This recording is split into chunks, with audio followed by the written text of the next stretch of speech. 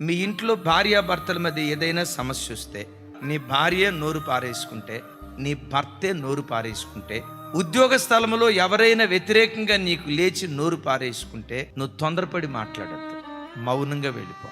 నీ మౌనమే నీకు విజయాన్ని ప్రసాదిస్తుంది. చాలా సందర్భాల్లో మనం ఏం చేస్తామో తెలుసా? ఆయన అంటే నేనెందుకు మౌనంగా ఉండాలా, నువ్వు ఒక ఆకు చదివితే నేను 10 ఆకులు చదువుతానని ఆ మాటకు ప్రతి మాట మాట్లాడటాన్ని బట్టి సంసారాలు విచ్ఛిన్నమైపోతున్నాయి, బ్రతుకులు శూన్యంగా మిగిలిపోతున్నాయి. మాటలతో సాధించలేనిది మౌనంతో నువ్వు సాధించగలుగుతావు.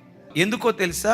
నీవు మౌనం అయితే నీ దేవుడు మౌనంగా ఉండడు. నా కుటుంబంలో ఈ సమస్య ఉంది, నా ఉద్యోగంలో ఈ సమస్య ఉంది, నా సంఘంలో ఈ సమస్య ఉంది, నా వేద్యాన్ని నీకు అప్పగిస్తున్నానని నీ వేద్యాన్ని దేవునికి అప్పగిస్తే శత్రు శాసమే మిగల్చకుండా, ఒక్క విరోధి కూడా లేకుండా అనుకూలుగా దేవుడు నీ కొరకు మార్చటం ప్రారంభిస్తాడు.